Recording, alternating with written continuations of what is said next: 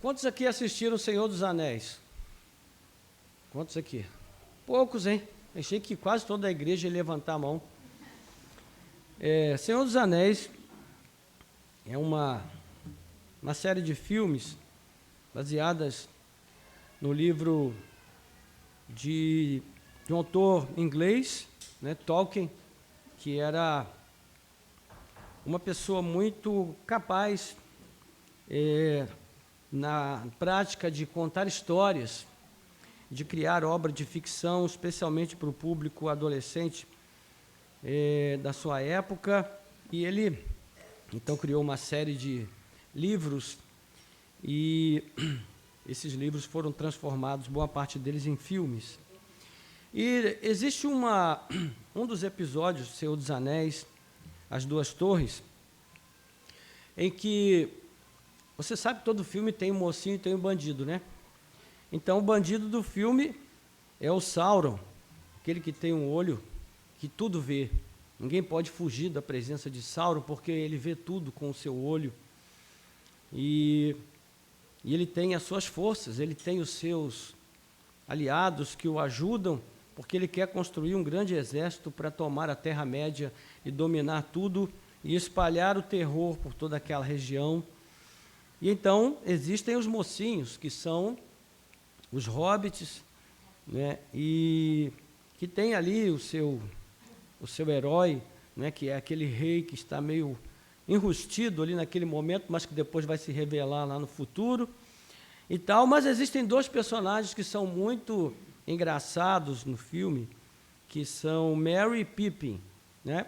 O Merry e Pippin, eles têm muita coragem, eles são muito audazes, eles têm muita força de vontade, mas eles não têm poder para realizar aquilo que eles desejam para livrar a Terra-média. Então, num determinado momento, existe um aliado do Sauron que está ali trabalhando, e nos porões do seu castelo ele está gerando um exército de guerreiros, né, que estão sendo preparados para lutar pelo Sauron. E são os orcs, né, super orcs. E então, para isso, eles estão devastando uma floresta inteira. E o Merry e Pippin, então, tem uma ideia brilhante. Eles vão procurar os Ents. Os Ents são uma comunidade de árvores que se movem, que têm consciência, que falam, não é, que têm vontade. E eles são guerreiros, são muito coléricos, né? Qualquer coisa eles querem brigar. E então Merry e Pippin têm a ideia de irem lá e atiçar a fúria dos Ents contra o Saruman, para que a obra dele de gerar aquele exército de orcs seja paralisada. E eles resistem, mas quando eles são levados para ver o estrago que está sendo feito na floresta, então eles são tomados de ira e eles começam a lutar ali e destroem tudo aquilo, enfim. Aí é o momento do triunfo, né, entre aspas, pelo menos naquela parte do filme. E é interessante que o Merry e o Pippin, eles vão nos ombros, né, das árvores, e ali eles se sentem empoderados, porque eles que são tão pequenos e tão frágeis, eles se sentem empoderados porque eles estão no ombro daqueles gigantes e estão conseguindo vencer a luta contra o inimigo mais poderoso do que eles. De certa maneira, essa história ilustra um pouco o que acontece no livro do profeta Isaías. Porque Isaías fala justamente dessa condição humana tão caída, tão limitada, tão frágil, e da maneira como Deus cria mecanismos, como Deus cria meios por sua graça e misericórdia, para que os seres humanos possam vencer o seu grande inimigo, o seu grande algoz, que é o pecado. E o pecado, né, assim como Sauron, assim como ninguém podia fugir da presença de Sauron, nós ainda não podemos fugir da presença do pecado. Nós já fomos libertados do poder do pecado, mas ainda não podemos fugir da presença do pecado. Então precisamos de alguém maior do que nós, para que nós possamos lutar essa luta e ter chance de vencer. É basicamente sobre isso que Isaías vai falar, né, nesse livro extenso, imenso, complexo, difícil, e olha, meus irmãos, foi angustiante. Somente começar a preparar esse material, e que o Senhor nos dê graça para que a gente consiga transmitir a palavra do Senhor nessa manhã com fidelidade, que ela fale aos nossos corações dentro desse texto que é maravilhoso. Então, o profeta Isaías sempre foi um dos mais importantes do Antigo Testamento, seja para o judaísmo ou para o cristianismo. Para que se tenha uma ideia, em 1947 foram descobertos vários pergaminhos numa caverna no deserto da Judéia, uma religião chamada Qumran, e ali, na área do Mar Morto, foram descobertos esses muitos pergaminhos. E dentre eles foram encontrados 15 manuscritos dedicados a Isaías. Então, imagine o seguinte, naquela época, para você escrever um pergaminho, tinha um custo muito grande, o material era difícil, né? Tanto o pergaminho em si, como a preparação do material para ser usado como um caderno, a tinta para escrever, registrar, né, nesses pergaminhos era uma tinta muito cara, feita de uma maneira muito difícil, um processo muito difícil, então custava muito publicar um livro naquela época. E o fato de terem sido encontrados 15 manuscritos dedicados a Isaías, e um deles está muito bem preservado lá no Museu Rockefeller, em Jerusalém, não é? Quando você for lá, você pode conferir isso. Agora não te indico, mas num outro momento, quem sabe, né? Mas isso mostra, basicamente assim, é como se hoje um livro fizesse tanto sucesso que ele tivesse várias publicações, várias edições publicadas pelo seu grande sucesso. Então, isso é para que a gente tenha uma ideia da importância do livro de Isaías. Um outro fato é que os escritores do Novo Testamento também consideravam esse livro muito importante.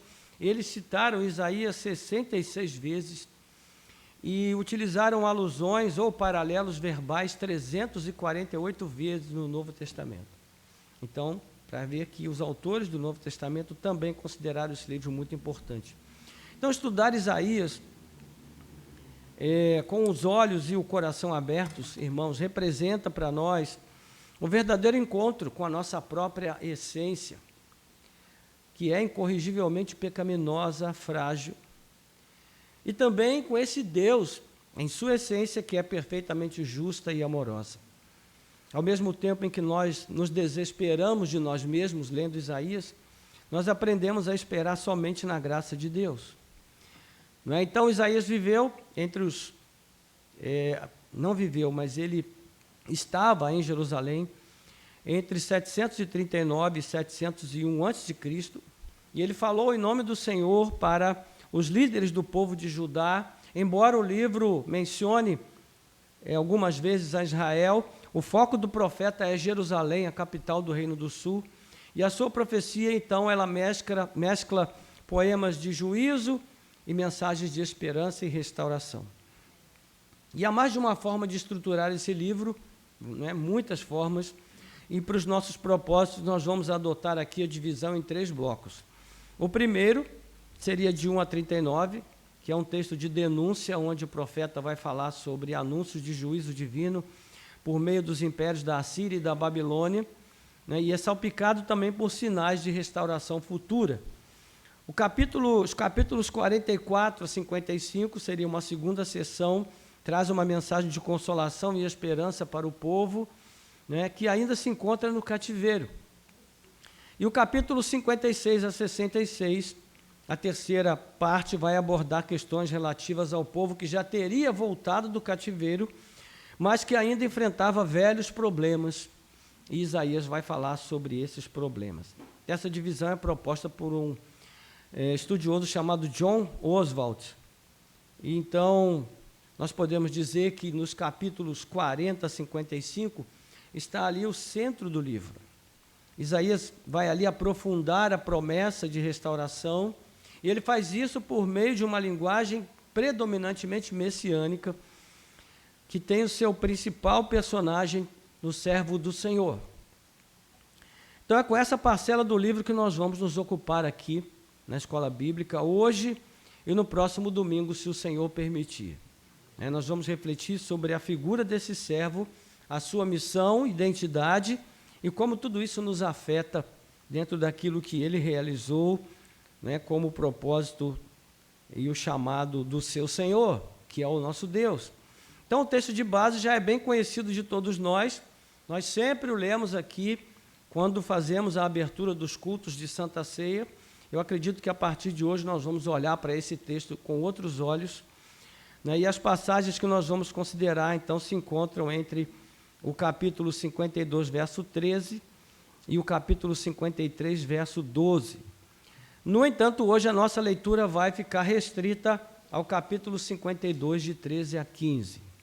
Ok? Então, convido você a abrir aí, capítulo 52, 13 a 15, nós vamos fazer a leitura e depois vamos orar. Chegou lá? Diz assim a palavra do Senhor: eis que o meu servo procederá com prudência, será exaltado e elevado, e será muito sublime, como muitos pasmaram à vista dele, pois seu aspecto estava tão desfigurado, mais do que o de qualquer outro, e a sua aparência mais do que a dos outros filhos dos homens. Assim, causará admiração às nações, e os reis fecharão a sua boca por causa dele, porque verão aquilo que não lhes foi anunciado e entenderão aquilo que não tinham ouvido.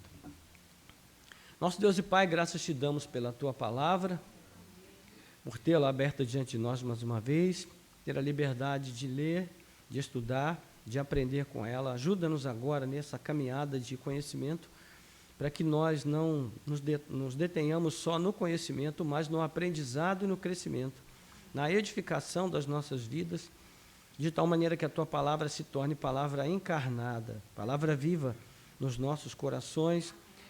Nós oramos assim, pedindo a ajuda do teu Espírito, em nome de Jesus. Amém. Bem, um dos motivos da nossa leitura ser mais curta hoje é a necessidade de nós estabelecermos aqui um contexto da passagem inteira que nós vamos estudar, porque sem isso, nossa compreensão ficaria prejudicada. Nesse sentido, uma coisa muito importante é identificar de onde vem o conceito do servo do Senhor. A gente já leu essa passagem várias vezes, já a conhece bastante aqui, mas nós nunca estudamos sobre ela, Então, o protagonista da nossa passagem é esse servo do Senhor.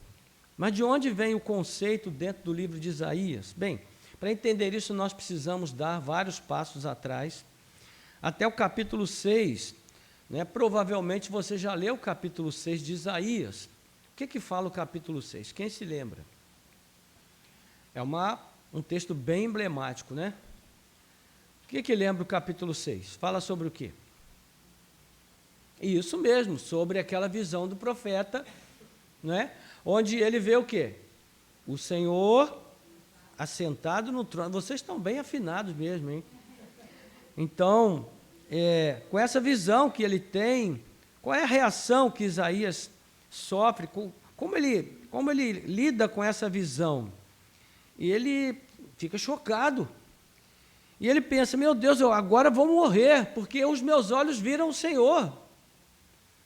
E eu sou um homem pecador, e eu vivo no meio de um povo tremendamente pecador, agora eu vou morrer, não tem jeito. Então, para sua surpresa, o próprio Deus provê ali uma purificação, um meio de purificação, tocando com uma brasa nos seus lábios, que é um símbolo da purificação que Deus está operando na vida do profeta. Então, naquele momento, o Senhor o purifica e o comissiona para que ele possa falar em nome do Senhor. E como Isaías responde a esse ato de Deus, o Senhor diz: quem há de ir por mim? A quem enviarei? E Isaías diz: eis-me aqui, envia-me a mim. Eu não sei quantas mensagens eu já ouvi sobre Isaías capítulo 6, e no final o pregador fazia aquele apelo: quem quer dizer para o Senhor? eis-me aqui, envia-me a mim, vem aqui à frente, saia do seu lugar e vem aqui. Eu não sei quantas vezes eu fui à frente, muitas vezes, mas nunca entendi realmente essa passagem, e cada vez que eu leio, eu entendo um pouquinho melhor, mas eu vejo que, como eu não entendia antes essa passagem. E aqui se esboça o quadro simbólico do livro, porque, meus irmãos, Deus ama Israel, mas Israel é um povo infiel, que tem transformado a religião de Javé em um ritualismo morto, que provoca nojo em Deus. Quando você lê o capítulo 1, você vai ver, o Senhor fala, não aguento mais o sacrifício, eu estou enojado de tudo isso. Eu não quero mais saber disso. Chega, pare com isso. Esse sacrifício de vocês está me trazendo repulsa. Por outro lado, ainda assim, Deus mantém o propósito de anunciar a sua glória por meio desse povo. Você pode ver no capítulo 2, de 1 a 5, que é o quê? Um chamado ao serviço. Israel é chamado para ser um servo. Então, há uma questão importante aqui, como é que esse Deus tão santo vai poder se relacionar com um povo tão pecador? E mais, como esse povo obstinado, corrupto, poderá se tornar o servo do Senhor? Basicamente, para que Israel pudesse se tornar o servo do Senhor, ele precisaria fazer o mesmo caminho que Isaías fez, enxergar o Senhor primeiro, confessar os seus pecados, receber a purificação e então se juntar ao profeta e dizer a Deus, eis-me aqui.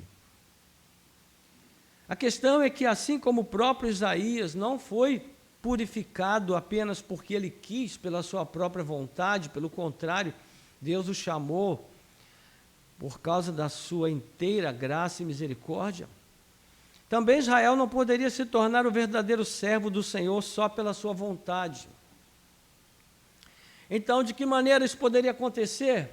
Como esse povo iria se tornar o servo de Deus? Através de um mediador eficaz. Alguém que pudesse representar Israel perante Deus. E é nesse ponto que entra em cena no livro um novo personagem, o servo do Senhor ideal. O servo idealizado pelo próprio Deus. E nós vamos ver isso a partir do capítulo 42. Então, vá seguindo aí, e você vai ver como a riqueza desse material de Isaías é enorme. Então, nós vamos ver logo aí no capítulo 42, nos primeiros 4 versículos, o que o texto vai dizer? Primeiros 4 versículos, que na verdade é um texto também já bastante conhecido nosso, do Novo Testamento. O Senhor diz, eis aqui o meu servo, a quem sustenho, o meu escolhido, em quem a minha alma se agrada. Ou seja, aqui nós temos a primeira menção ao servo do Senhor, o servo aprovado do Senhor. E 3 coisas são destacadas aqui. O texto diz, eis aqui o meu servo, a quem sustenho, o meu escolhido, em quem a minha alma se agrada. Então, primeiro, ele é o servo a quem o Senhor sustenta. Segundo, ele é o servo escolhido pelo seu Senhor. E terceiro, ele é o servo aprovado, porque o Senhor se agrada dele. A alma do Senhor se agrada desse servo. E a sua apresentação vai se estender entre os capítulos 42 e 52, e especialmente entre os 52, versículo 13, e 53, versículo 12, nós temos um clímax narrativo que vai trazer a essência do caráter deste servo, a natureza da sua missão e também a extensão dos resultados dessa missão.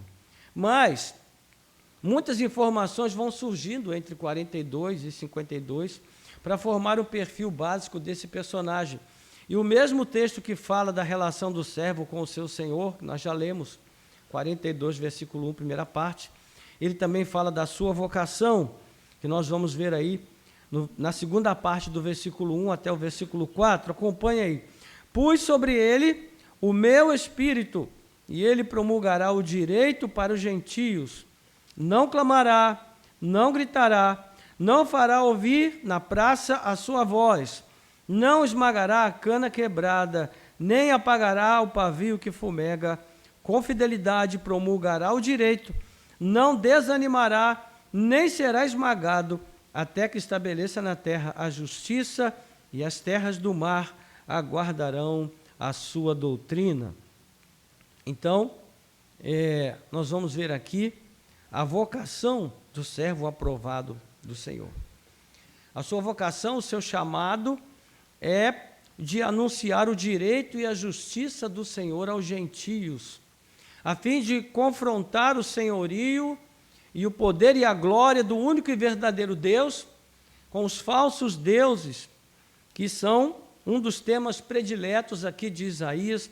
O Senhor sempre está mostrando que a adoração aos falsos deuses é, primeiro, uma estupidez, segundo, é uma afronta ao verdadeiro Deus, e terceiro, é uma falsa esperança que o seu povo vem conservando no coração. Então, os primeiros 9 versículos aqui apresentam aos leitores originais o Israel ideal, o servo fiel e leal em quem a alma do Senhor se agrada. Mas o que vamos descobrindo na leitura é que esse Israel não é a nação israelita, mas é o Messias, o ungido de Deus que já havia sido mencionado antes. No capítulo 9, ele é apresentado como aquele rei de justiça, maravilhoso, conselheiro, Deus forte, Pai da eternidade, príncipe da paz. No capítulo 11, ele é apresentado como um rei que procede da família de Jessé.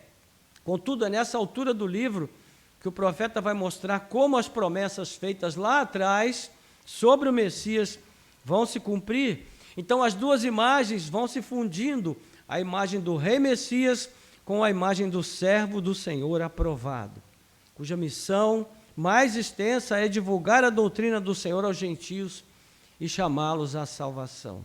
Então, Isaías apresenta um cântico de louvor profético pela salvação das nações que se arrependerão e se voltarão ao Senhor por meio do servo que o Senhor escolheu. Você pode ver depois no capítulo 41, 10 a 17. Então, o profeta traz uma comparação. Ele vai mostrar por que Israel, como nação, falhou em sua missão de servo.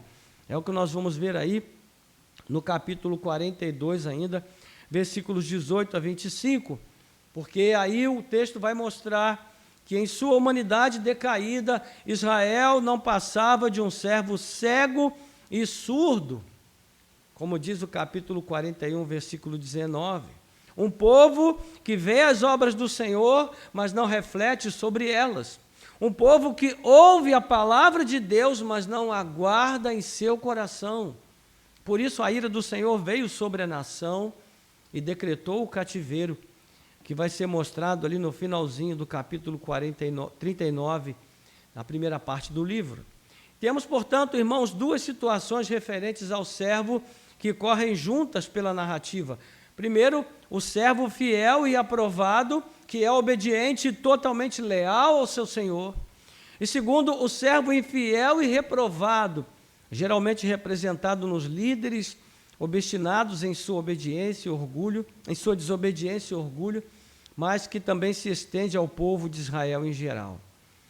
Mas, meus irmãos, em Deus sempre há esperança. Louvado seja Deus. Você pode dizer isso? Em Deus sempre há esperança.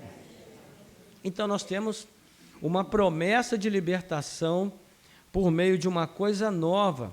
Veja aí no capítulo 43, a promessa que o Senhor faz, no capítulo 43, versículo 18 e 19, o que diz aí? Não fiquem lembrando o quê? Das coisas passadas, nem pensem nas coisas antigas.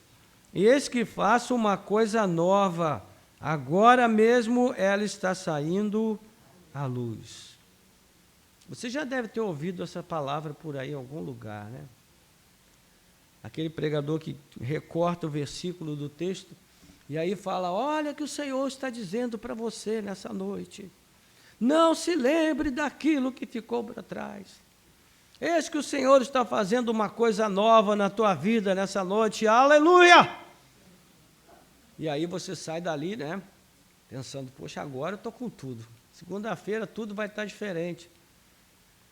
Meus irmãos, essa promessa está dentro de um contexto.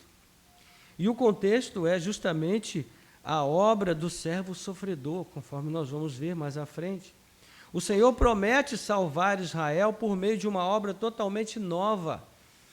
E este personagem, o servo do Senhor, ele está no centro dessa promessa. Isaías, então, vai descrevê-lo assim por meio de 4 cânticos ou poemas conhecidos como Cânticos do Servo. E o primeiro cântico, se você quiser anotar, ele está no capítulo 42, de 1 a 7, que a gente já leu. O segundo cântico no capítulo 49, de 1 a 9. O terceiro cântico no capítulo 50, de 4 a 9. E o quarto e último cântico no capítulo 52, versículo 13, até o 53, versículo 12. No primeiro cântico, o servo ideal é um arauto do direito e da justiça de Deus. Ele não desanima, porque ele tem sobre si o Espírito do Senhor. No segundo cântico, ele tem uma função evangelística. Ele é eleito desde o ventre materno para levar luz às nações, abrir os olhos aos cegos, para ser o mediador dessa aliança entre Deus e as nações. Então aqui, a obra do Senhor, ela já não se destina apenas a Israel, mas a todas as nações. O servo fiel, o servo aprovado, ele é chamado não apenas para Israel, mas para todas as nações. E no último cântico, no terceiro, né, ele é um discípulo aplicado, e ele não é surdo como o servo infiel, ele é capaz de ouvir a voz de Deus, de se tornar um mestre que preserva a sua missão, o seu engajamento como aquele que vai cumprir a missão salvífico-redentiva, mesmo debaixo de perseguição. E no último cântico, ele é o servo sofredor, o seu sofrimento é vicário, significa que é substitutivo, ele está tomando o lugar de alguém, ele não merece sofrer, mas ele aceita o sofrimento como parte da sua missão para salvar a outro, porque esse é o propósito do Senhor. E no final, ele vai ser grandemente recompensado pelo seu sacrifício. Então nós temos aí uma progressão, né? No primeiro cântico, o servo é chamado à missão, no segundo ele é apresentado à missão, no terceiro ele se engaja na missão a ponto de suportar o sofrimento por isso, e no quarto ele assume o caminho do sofrimento e a obra substitutiva como a única forma de libertar e redimir o seu povo. Amém, irmãos? Deu para chegar bem até aqui? Sim ou não? Sim? Muito bem. Então, vamos agora entrar no nosso texto, propriamente dito, sobre o qual nós vamos refletir hoje. Ficou alguma dúvida até aqui, não? Alguém quer fazer alguma pergunta? Não? Ok. Bom, já que ninguém quer fazer nenhuma pergunta, deixa eu só fazer uma colocação breve. Existe muita polêmica em relação ao livro do profeta Isaías, especialmente pelo fato de que entre o capítulo 39 e o 40 se passaram 1 século e meio. Então a questão é, como Isaías poderia ser o autor, o mesmo Isaías ser o autor do livro, não é, se ele morreu antes desse tempo que envolve o capítulo 40 em diante. Existem várias versões sobre isso, várias explicações, várias teorias a esse respeito, mas nós não vamos entrar nessas teorias hoje, talvez no futuro a gente possa falar sobre isso.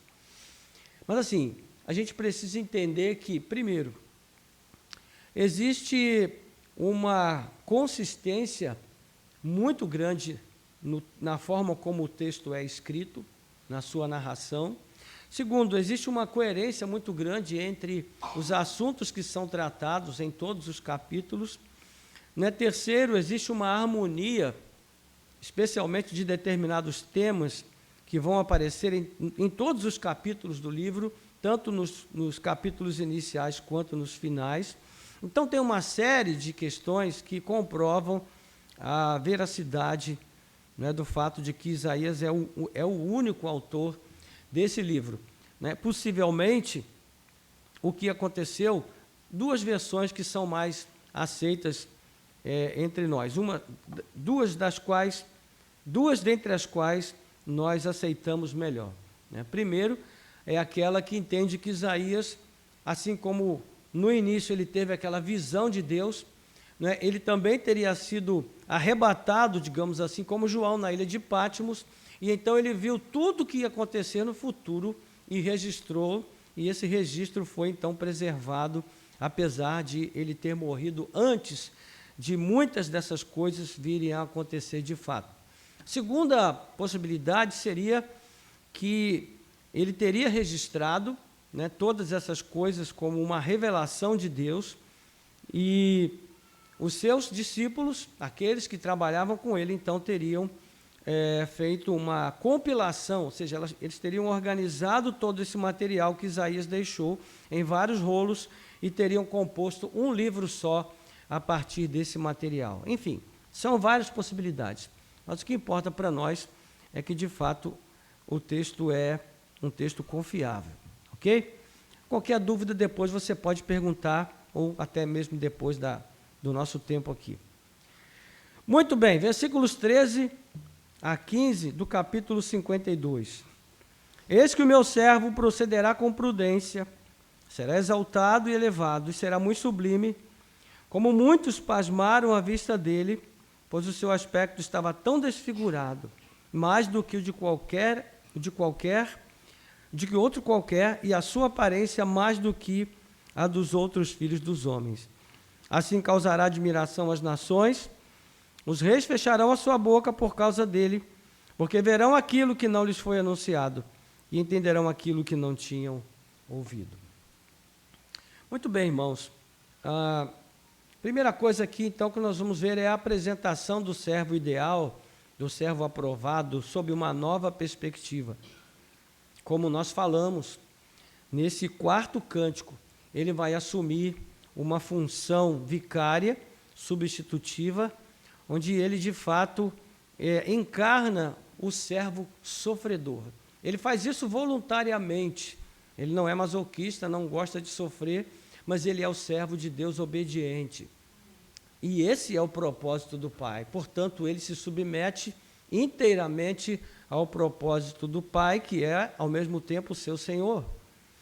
Então, a primeira frase que diz: eis que o meu servo, na nova versão transformadora e também na NVI e na NIV, o texto vai trazer: vejam o meu servo. É a mesma expressão usada no capítulo 42. O Senhor está chamando a atenção para o servo que ele vai apresentar agora.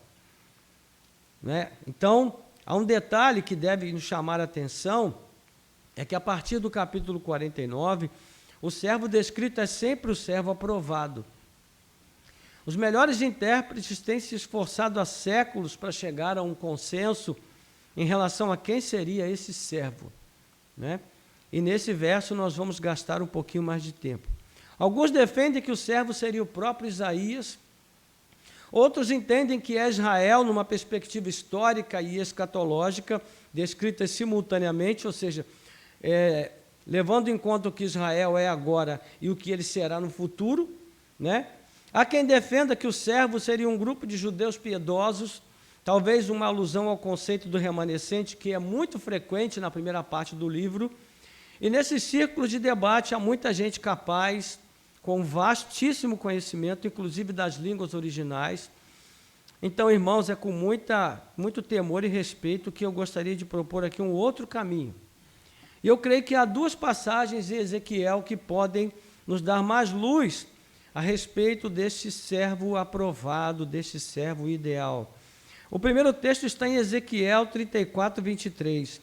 Se você for habilidoso, você pode abrir lá. Ezequiel 34, 23.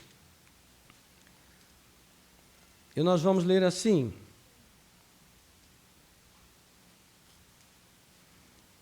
Ezequiel 34, 23. Porei sobre elas um só pastor, e ele as apacentará, o meu servo Davi.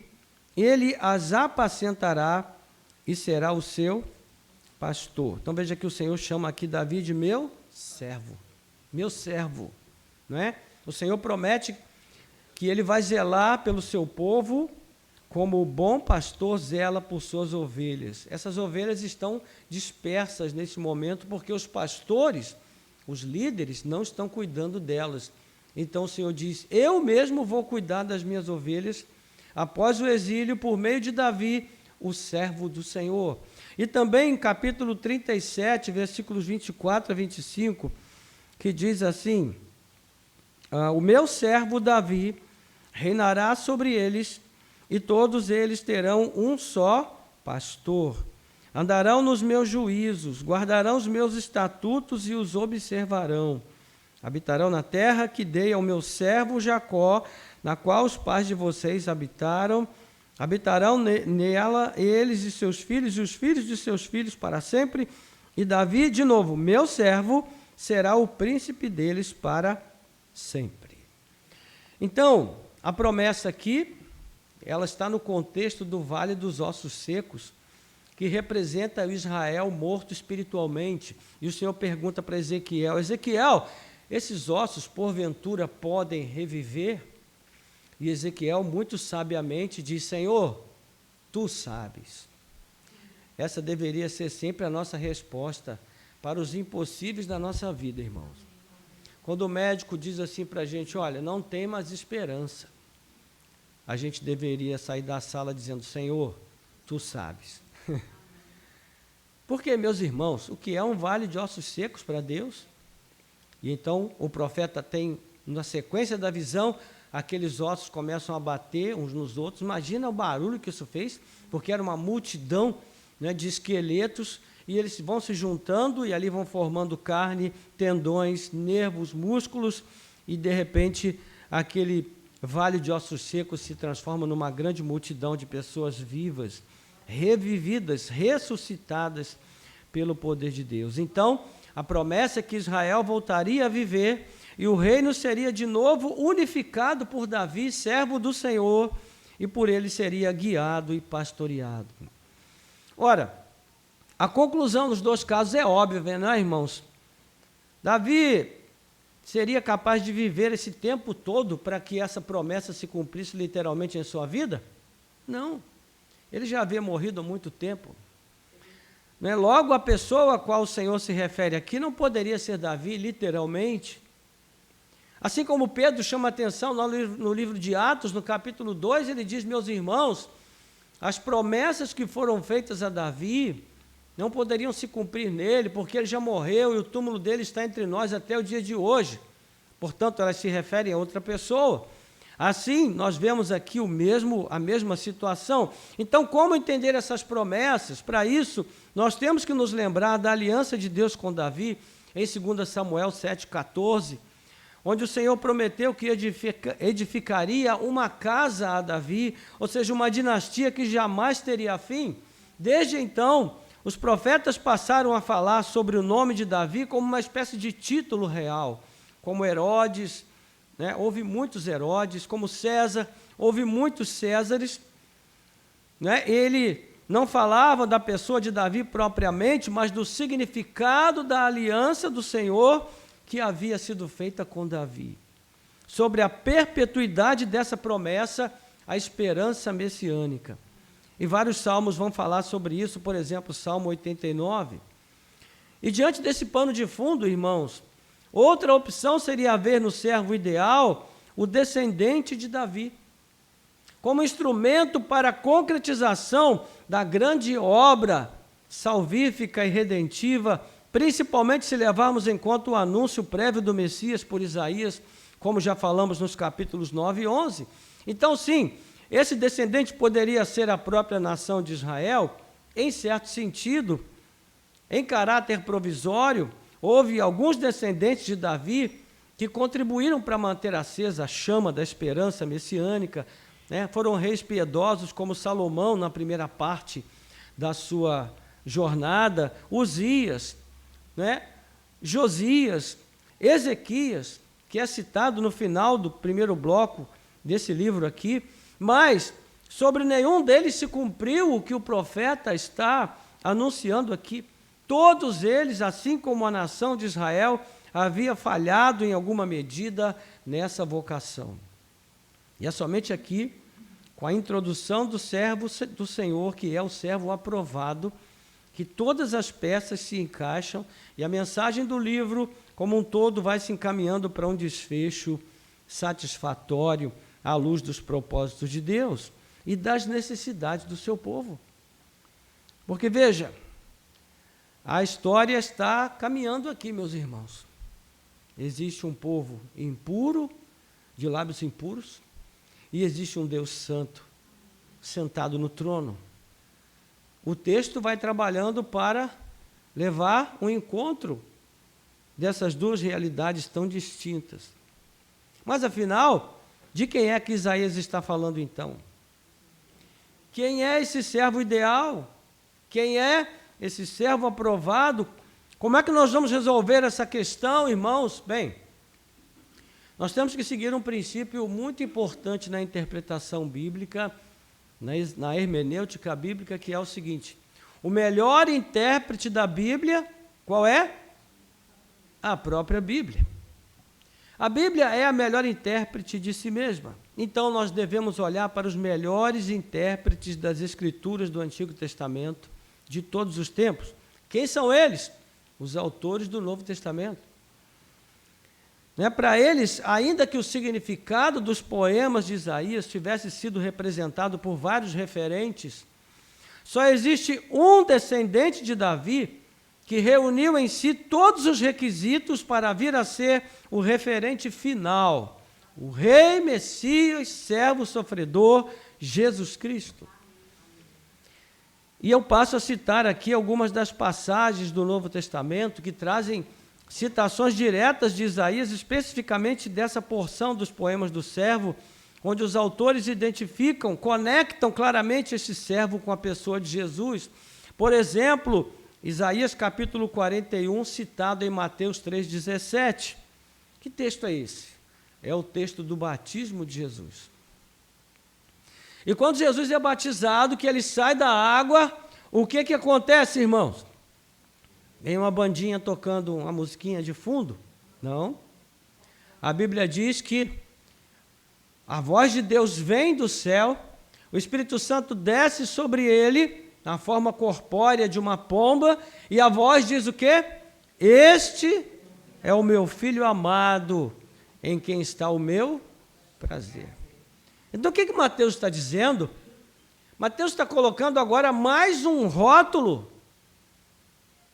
porque agora o Rei Messias, que é servo sofredor, também é o Filho de Deus. Ou seja, Mateus está costurando toda essa história para mostrar que essa referência ao servo sofredor tem um endereço certo e definitivo, a pessoa de Jesus. Você consegue imaginar, então, de onde vem a sua relação com tudo isso? Não é uma coisa de ontem, meus irmãos. A igreja não foi inventada ontem. A igreja não nasceu ontem. Tem muita gente por aí que age, né, e fala como se a igreja tivesse sido inventada ontem. A igreja não nasceu ontem. A igreja nasceu lá no Jardim do Éden, no coração de Deus. E ela foi consumada no fim dos tempos, na plenitude dos tempos, na encarnação do seu Filho amado. Isaías capítulo 42, de 1 a 4, você vai encontrar uma citação longa em Mateus capítulo 12, 18 a 21. E esse texto é importante até que a gente leia. Mateus capítulo 12, 18 a 21. Mas Jesus, sabendo disso, verso 15, afastou-se dali, muitos o seguiram, e a todos ele curou, advertindo-lhes, porém, que não expusessem a publicidade. Isso aconteceu para se cumprir o que foi dito por meio do profeta Isaías. E eis que o meu servo, que escolhi, o meu amado, em quem a minha alma se agrada, farei repousar sobre ele meu espírito, e ele anunciará juízo aos gentios. Não entrará em discussões, nem gritará, nem fará ouvir nas praças a sua voz, não esmagará a cana quebrada, nem apagará o pavio que fumega, até que faça vencedor o juízo. E no seu nome os gentios colocarão a sua esperança. Olha só, glória a Deus, glória a Deus. Por que Mateus colocou esse texto aqui? Ele quer explicar por que Jesus não está entrando em polêmicas, por que Jesus não quer publicidade, porque ele é o servo sofredor de Isaías. E porque o servo sofredor, ele não entra em discussões, ele não entra em polêmicas, porque o seu trabalho é um trabalho tão discreto, é um trabalho tão silencioso que a maioria não percebe que esse trabalho está sendo feito. Por isso muitos não creram nele. Né? O segundo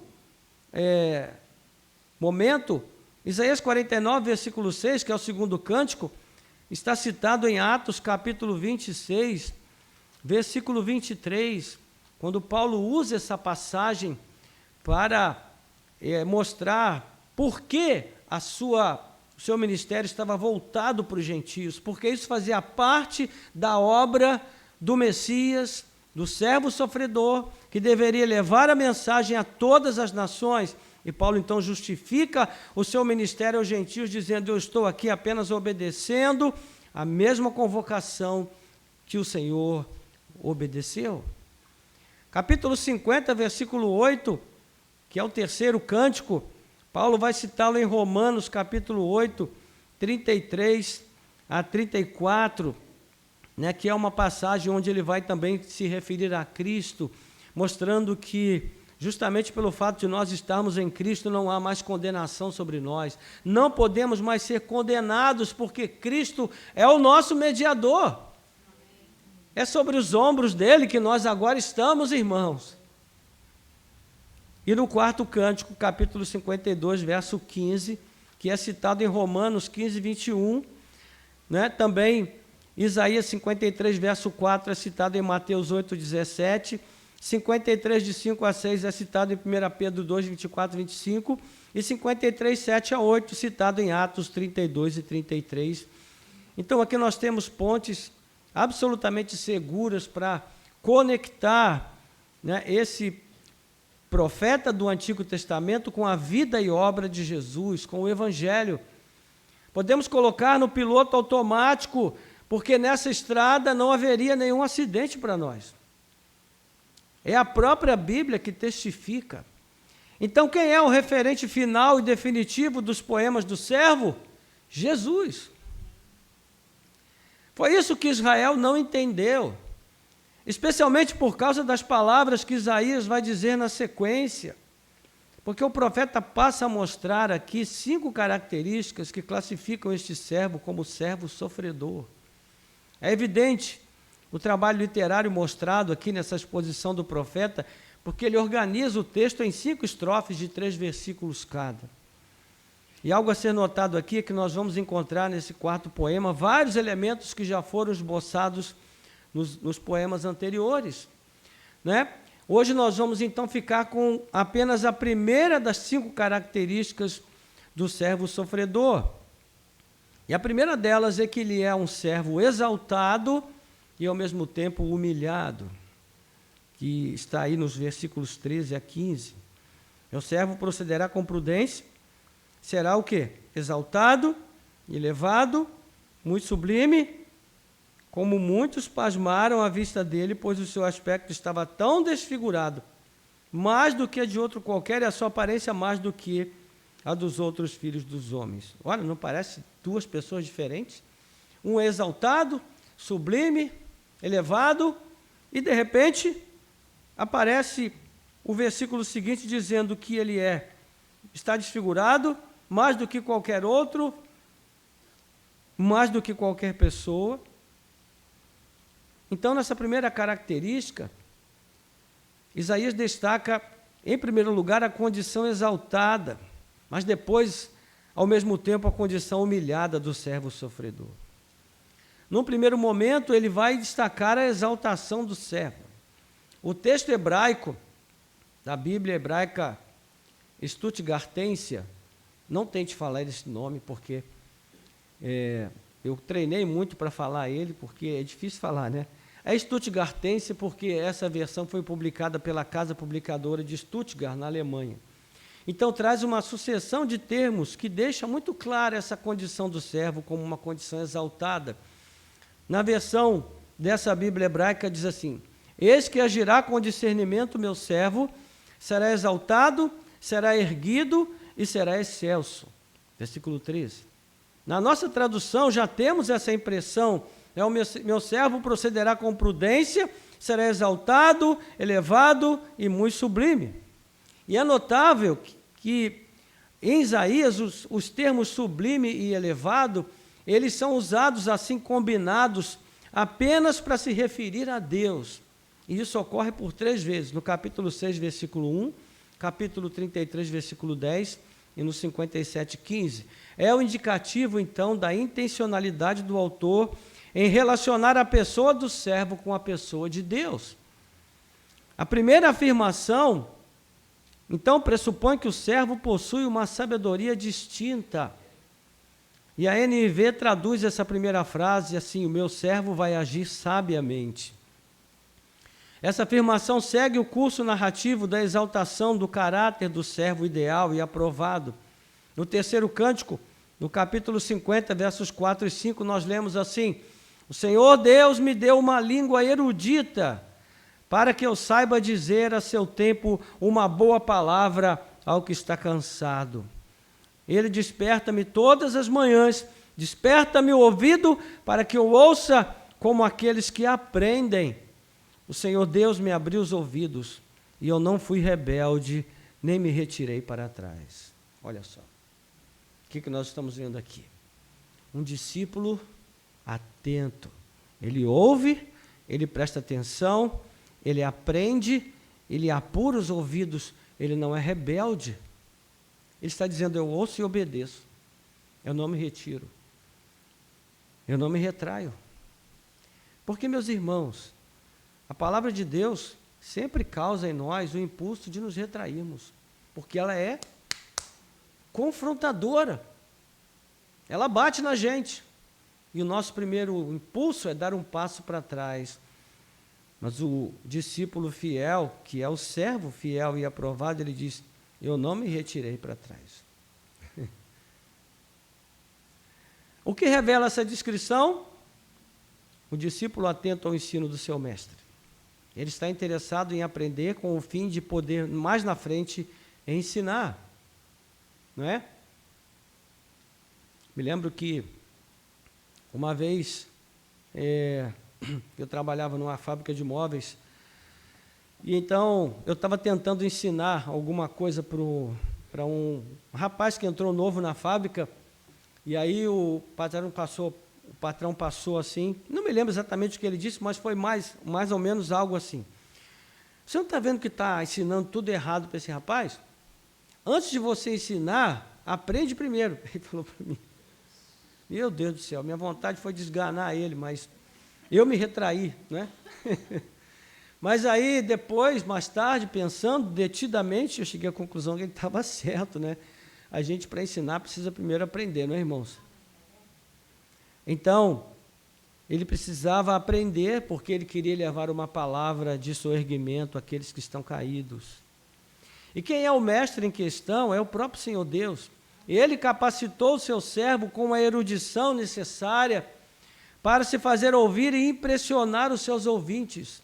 A sua sabedoria procede do próprio Deus, e aquele que ouvir as suas palavras sairá das trevas e andará na luz do Senhor, se firmará no próprio Deus. É o que diz o capítulo 50, versículo 10. Quem ouviu o meu servo? O Senhor pergunta. Então, o sentido do verso 13 aqui aponta justamente para esse aspecto do caráter do servo. Ele é exaltado por Deus em sua grande sabedoria. As suas palavras são palavras carregadas de discernimento, de prudência, e transmitem admiração aos que ouvem. Por essa razão, o sentido estrito da passagem é que o servo não falhará na sua missão, ele será bem-sucedido. E a gente se lembra de várias passagens do Novo Testamento, né, irmãos?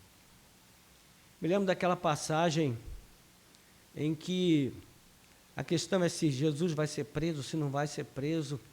E então Caifás profetiza e diz assim: vocês não sabem que é melhor que morra um só homem por toda a nação? Parece que Deus, né? Dá para a gente ver o Senhor lá no trono, gesticulando meio que assim. Isso, justamente. Ainda bem que alguém falou alguma coisa com sentido, mesmo que não esteja entendendo direito, mas alguém falou alguma coisa lógica aqui nesse processo. E nós já mencionamos antes o segundo cântico, no qual o servo é comissionado na sua missão evangelística, não é? Capítulo 49, de 1 a 7. O texto diz ali que a palavra em sua boca é espada afiada.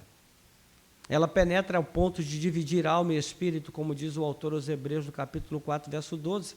Por ela o servo levará a luz às nações, e reunirá o remanescente de Israel. Meus irmãos, a palavra do Senhor, quando Deus estabelece o propósito de servir, de salvar, não há o que possa deter a palavra de Deus. Você se lembra quando a palavra de Deus entrou no seu coração? Como você era resistente? Eu me lembro perfeitamente. Não vou à igreja, não quero saber de igreja. Eu amo Jesus, mas não preciso de igreja. E eu resisti, e todos me diziam: você tem que confessar Jesus, você tem que aceitá-lo.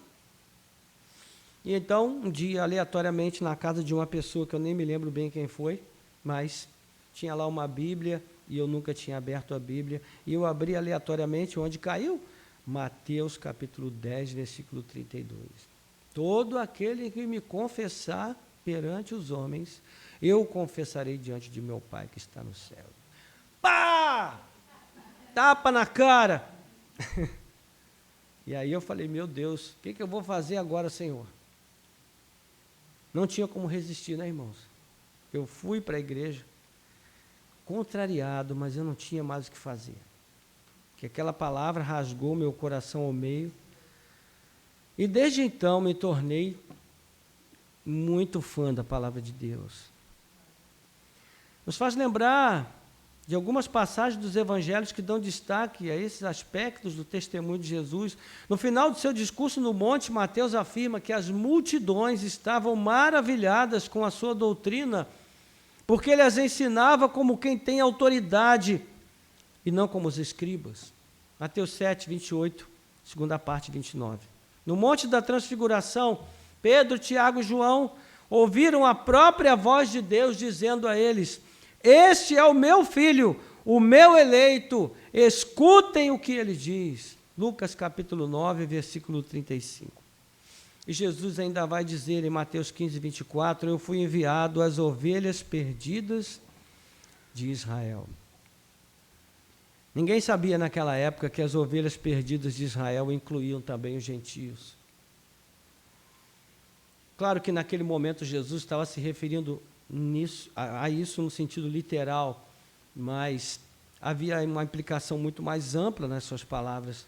Nós já vimos como em outro momento no Evangelho de Mateus, o título servo é deliberadamente substituído pelo título de filho, e em seguida Mateus mostra o início do ministério de Jesus sendo guiado pelo Espírito Santo. É evidente que o autor pretendia, irmãos, que a identificação de Jesus como servo fiel, ideal, aprovado, ficasse bem clara aos seus leitores, que eram na maioria judeus. Então Jesus é o eleito, o servo aprovado e ideal que recebeu língua erudita para falar com a sabedoria do alto, trazendo a palavra de salvação a todos os que têm ouvidos para ouvir. Ele está falando conosco nessa manhã, por meio das palavras do profeta Isaías, porque, meus irmãos, todos precisam ter ouvidos para ouvir, mas nem todos terão. Nem todos perceberão essa condição exaltada do servo, porque ele também é o servo sofredor. Então, num segundo momento, Isaías expõe essa face mais evidente e nada admirável do servo, a sua condição humilhada, a humilhação do servo, versículo 14. como muitos pasmaram à vista dele, pois o seu aspecto estava tão desfigurado, mais do que de outro qualquer, e a sua aparência mais do que dos outros filhos dos homens. Então a sabedoria divina transmitida ao servo deveria atender, na vida do servo, os mesmos propósitos de Deus que agora os seus sofrimentos. A sua atitude é exposta como totalmente abnegada nesse verso. Ele aceita voluntariamente assumir essa condição de homem que sofre em prol de uma causa que é totalmente baseada no amor sacrificial, a ponto de sua aparência ter sido desfigurada. O texto não informa a origem desse sofrimento, mas deixa claro que ele é tão profundo que o servo se torna quase irreconhecível. Ele nem se parece com o ser humano. Nós podemos nos lembrar da imagem de Jesus pendurado ali na cruz do Calvário, não é? Ele parecia tudo menos o Salvador. Ele parecia tudo menos o mediador. Ele parecia tudo menos o servo aprovado por Deus. As pessoas diziam: confiou em Deus? Que o salve. Contudo, meus irmãos, essa condição paradoxal de uma pessoa ao mesmo tempo exaltada e humilhada é típico do modo que Deus usa no seu servo para salvar o seu povo. Ele será poderoso em palavras e obras, mas a sua aparência transmitirá fraqueza e a total ausência de qualquer predicado atraente. Sabe por quê? Há um propósito aqui. Para que quem quer que se sentisse atraído pelo servo o fizesse por causa do que ele é por dentro, e não por aquilo que se vê na superfície. Se Deus tivesse enviado um rei poderoso com vestes resplandecentes, quem não se curvaria diante dele? Mas quem se curvaria diante do Nazareno? Um homem comum. Quem se curvaria diante das suas palavras? Aquele que tem fé. Como não recordar aqui outras passagens do Novo Testamento que apontam para essa dupla natureza da missão de Jesus, a sua exaltação, a sua humilhação, os discursos de Jesus no cenáculo, capítulos 13 a 17 de João, onde ele mostra a sua humilhação e a sua exaltação, ou o texto clássico de Filipenses 2, 5 a 11, que descreve poeticamente esse processo da humilhação e da exaltação na vida terrena do Senhor, e como esse paradoxo da sabedoria divina, do discurso que atrai, e do lado da aparência física tão repulsiva que é destacado nos evangelhos, como isso confunde a mente dos poderosos. Então Jesus falou da revelação de Deus, a respeito da sua verdadeira imagem, e ela disse: Pai, eu te agradeço, porque o Senhor revelou essas coisas aos pequeninos e as escondeu dos sábios e entendidos deste mundo. Por isso os sábios e entendidos rejeitavam Jesus, porque ele era para eles apenas um desprezível nazareno em sua forma exterior. Nem os seus compatriotas, nem os próprios nazarenos tinham afeição por ele, nem a sua família. Os seus familiares diziam: por que você não vai fazer os teus sinais lá em Jerusalém, onde você vai ser famoso? Mas o servo sofredor não levantará a sua voz, não contenderá. Mas ele também não esmagará a cana quebrada. Ele vai restaurar, ele vai levantar todo aquele que nele crê, que puder ver nele mais do que as aparências mostram. O fato é que o sucesso da missão do servo sofredor, irmão, se deveria em grande medida a essa surpresa que Deus, em sua infinita sabedoria, iria trazer ao mundo. Um Salvador que não foi salvo das piores formas de martírio que alguém poderia sofrer. Um sanador ferido, alguém que sara, mas ao mesmo tempo é ferido profundamente. Um rei que é pobre, um servo sofredor. mas cujas palavras se tornaram fonte de vida e poder para todos aqueles que acolheram no coração a sua palavra. O que nos leva ao verso 15, e aqui nós já caminhamos para a conclusão. Assim causará admiração às nações, e os reis fecharão a sua boca por causa dele, porque verão aquilo que não lhes foi anunciado e entenderão aquilo que não tinham ouvido. Esse versículo é um dos mais discutidos no quarto cântico, porque o texto hebraico traz aqui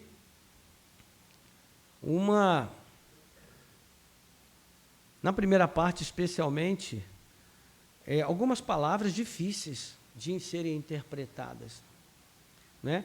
Porque o texto hebraico começa assim, no verso 15, assim o servo fará borrifar ou aspergir numerosas nações. E o ato de borrifar ou de aspergir se referia à aspersão do sangue de um animal sacrificado, que foi ordenado por Deus como parte do serviço sacerdotal de oferta pelo pecado. Você pode depois conferir Levítico 16, 14 e 15. O animal deveria ser sacrificado e o sangue do animal deveria ser aspergido como parte do ritual de purificação dos pecados do povo. Por essa razão, a interpretação desse versículo é tão controversa. E eu cito aqui a interpretação de um dos mais famosos especialistas em Isaías, que é o Geoffrey W. Grugan. Ele diz assim, abre aspas, a palavra aspersão tem como conotações sacerdotais, sacrificiais, preparando-nos para uma linguagem sacrificial mais adiante na passagem. Ele está falando do capítulo 53, que virá a seguir. Então, aspergir se relaciona com a consequência do sofrimento do servo e não com os sofrimentos em si.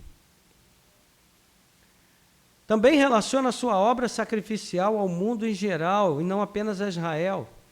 A sua exaltação lhe dá supremacia sobre todos, e os reis ficarão em silêncio em sua presença, surpresos, maravilhados, profundamente respeitosos e ansiosos, talvez para ver e ouvir na presença de uma revelação sem precedentes.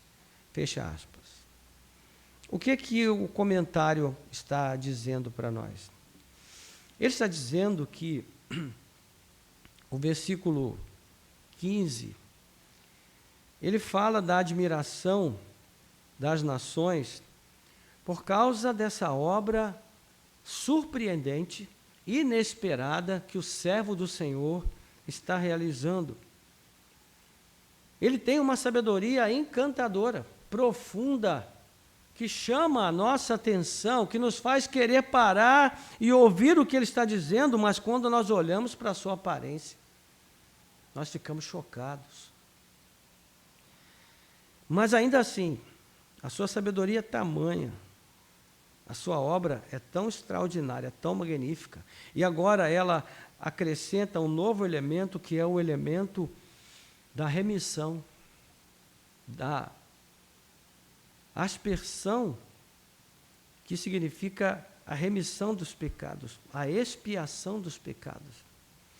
Por isso, as nações, os reis das nações, ficam boquiabertos por causa dele. Porque estão vendo aquilo que não lhes foi anunciado e entenderão aquilo que não tinham ouvido. Ou seja, eles nunca poderiam imaginar que poderiam ouvir e ver o que estão ouvindo e vendo. Em suma, o que Deus está fazendo aqui é aquilo que ele havia prometido no capítulo 43, que nós já lemos. Não vos lembreis das coisas passadas, nem considereis as antigas. Eis que faço uma coisa nova, agora sairá à luz. Não há nada mais inédito do que isso, irmãos. E aqui, umas considerações finais para a gente concluir. Quando você pensa num Salvador, você imagina o quê? Alguém forte, poderoso, né? Cuja imagem transmita força, poder. E eu me lembro de uma tipologia extraordinária que se encaixa perfeitamente aqui, na pessoa de Jesus como servo sofredor, que é a tipologia de Davi lutando contra Golias. Você se lembra do texto? 1 Samuel 37.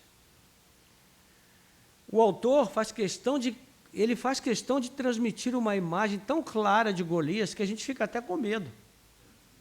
O escudo dele pesava tanto, a lança pesava tanto, o peitoral e o capacete, e aquela coisa toda, a gente fica pensando, meu Deus, o cara já era grande. É o Sauron. Quem pode escapar da ira de Sauron? E aí o Senhor escolhe o guerreiro dele. Nem vou falar nada.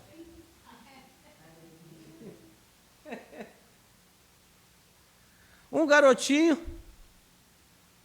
com bodoque na mão. Quem sabe o que é um bodoque? Bodoque antigamente também era chamado de atiradeira, né? Era uma forquilha que a gente... Eu tenho um aí. Eu fiz para espantar os gatos aqui do quintal. Meu irmão, momento de confissão.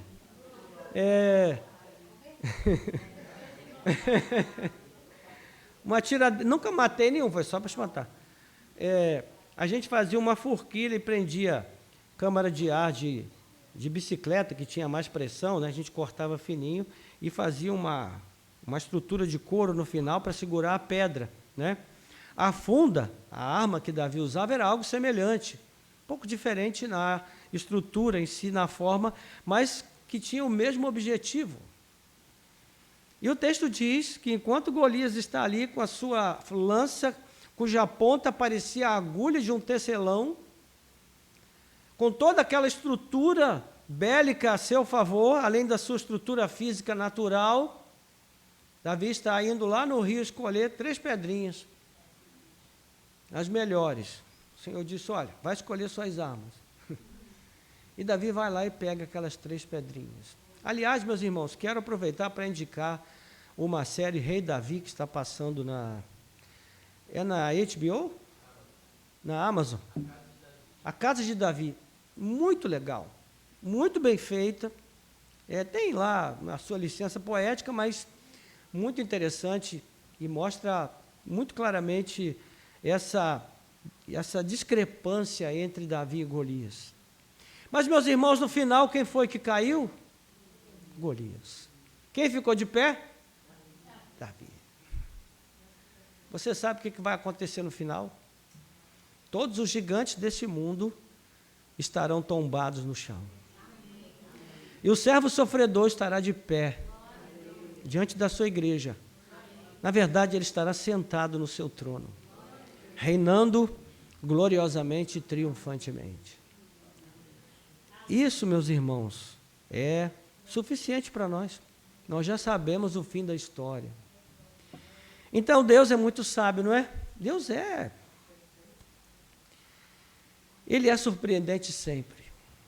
E nós louvamos o Senhor por Ele ser um Deus tão santo, tão puro de olhos, mas ao mesmo tempo ser tão compassivo e tão misericordioso, a ponto de se importar com a gente e de enviar o seu Filho ao mundo para nos resgatar.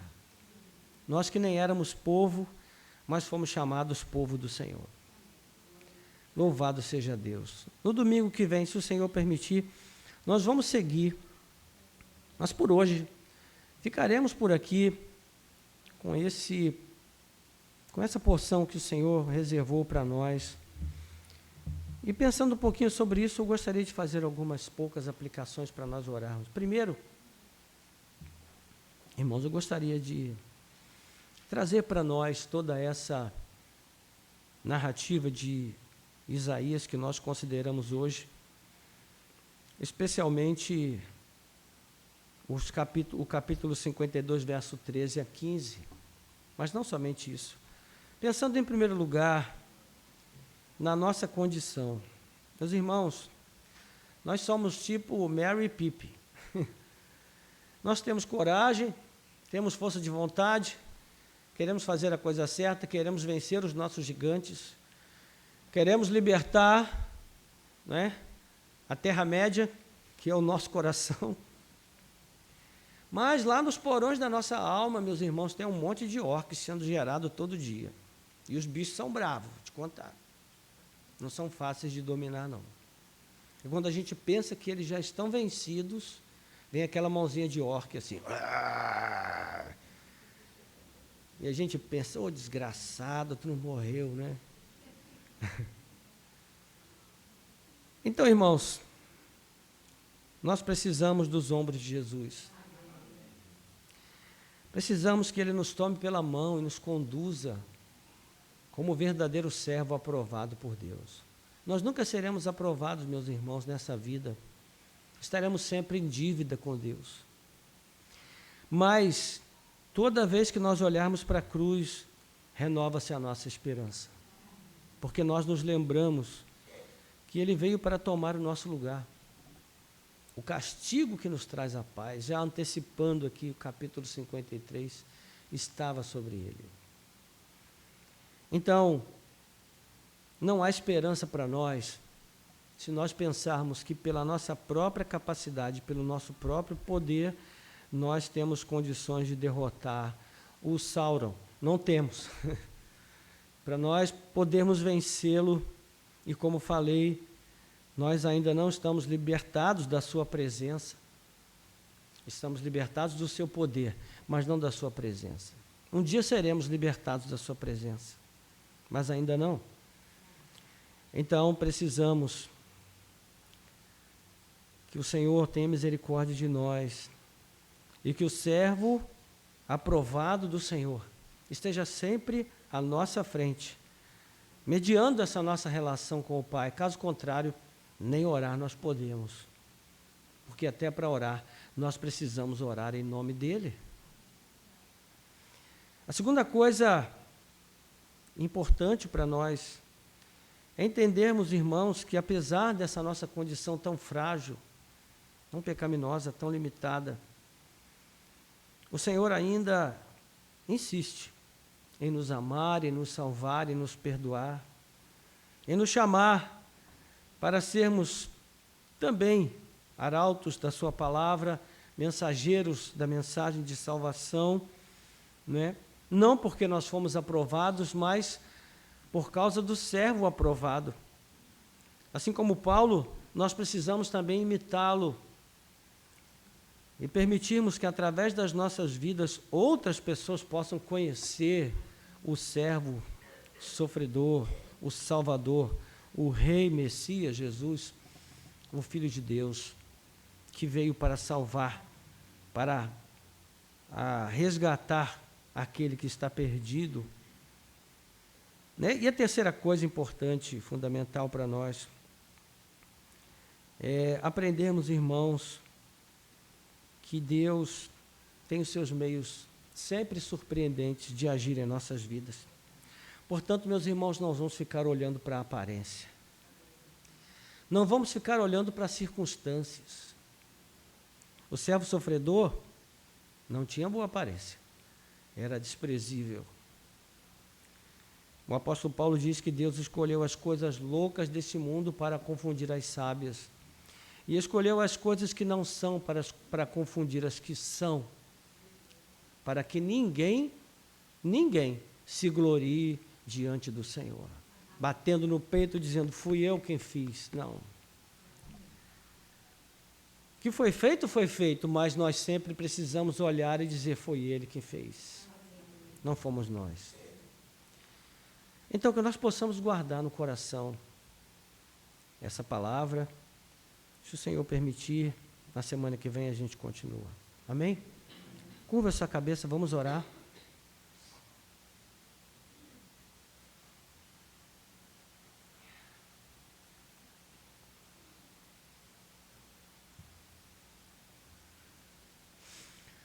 Glória ao teu nome, Senhor. Te bendizemos, te exaltamos, te glorificamos, porque aprove a ti, ó Deus, não nos deixar perdidos em nossos pecados, em nossas mazelas, em nossa corrupção humana. O Senhor enviou o teu Filho ao mundo para vir em nosso socorro, em nosso auxílio, e na sua fraqueza ele venceu o gigante. Ele derrotou o inimigo que nos oprimia, que nos humilhava, que nos afrontava. Ele fez isso na sua fraqueza. Ele fez isso na sua sabedoria. Ele fez isso no seu poder, na sua glória. Ele fez isso na sua humildade, na sua simplicidade. E foi justamente, Senhor, esse paradoxo na própria pessoa do Messias, do Salvador, do servo sofredor, que confundiu o mundo, que confundiu o próprio Satanás e confundiu todos os inimigos do Senhor e os inimigos do teu povo. E quando todos pensavam que ele estava vencido e derrotado, na verdade, ali na sua cruz, ele estava vencendo a morte, ele estava vencendo o mundo, ele estava tomando sobre si aqueles que haviam sido condenados à perdição eterna. Ele estava tomando esse despojo e ele libertou cada um deles da condenação eterna, os trazendo para a sua presença. Como a tua palavra diz, ele nos resgatou das trevas e nos transportou para o reino do Filho do seu amor. Bendito seja o teu nome, Pai, por essa obra maravilhosa, por essa coisa nova que o Senhor fez na história humana e ainda está fazendo até o presente momento. Porque o Senhor continua trabalhando em nossas vidas. E nessa manhã nós queremos nos submeter à tua palavra, pedindo ao Senhor que o Senhor nos liberte de toda a vaidade e arrogância do nosso coração, quando nós muitas vezes pensamos que a nossa relação contigo é baseada em mérito, é baseada, Senhor, em capacidade humana, em poder humano, porque absolutamente não é. Tudo que mereceríamos de ti seria o teu total desprezo, e agindo assim o Senhor seria completamente justo. Mas por causa da tua misericórdia, o Senhor não nos abandonou à nossa própria sorte. Porque o Senhor sabia que nós não podíamos ser o servo aprovado. A nossa servidão diante da tua presença, Senhor, é ambígua. Em alguns momentos nós até fazemos alguma coisa proveitosa para ti, mas no segundo momento nós jogamos tudo fora com as nossas palavras, com os nossos pensamentos e com as nossas ações. Por isso precisamos de um mediador. O nosso mediador é Cristo.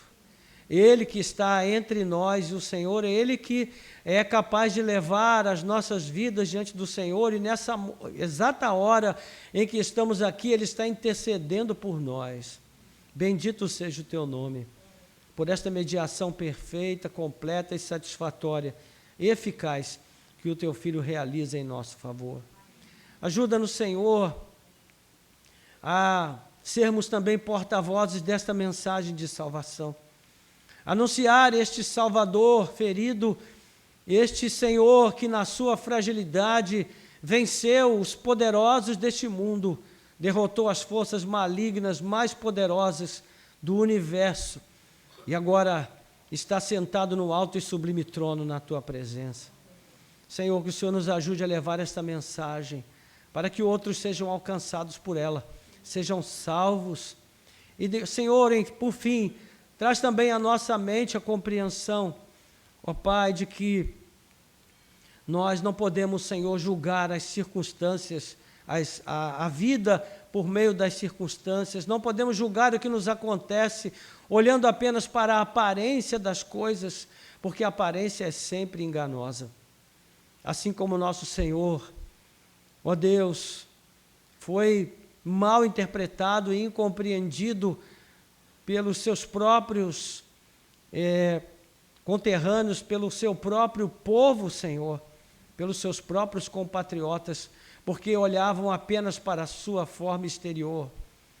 Muitas vezes, Pai, nós também julgamos mal o que o Senhor está fazendo, não entendemos o teu modo de agir em nossas vidas, nos deixamos abater, perdemos a nossa fé, a nossa confiança em Ti, porque ficamos olhando apenas para as circunstâncias. Ajuda-nos, Senhor, a confiar no Teu modo de agir. Ajuda-nos a entender que o Senhor sempre está fazendo o melhor para nós. embora as circunstâncias possam tentar dizer o contrário. Leva-nos então, Senhor, a este lugar da fé, da confiança e da esperança em Ti. Nós te pedimos e te agradecemos, em nome de Jesus. Amém. Amém. Glória a Deus.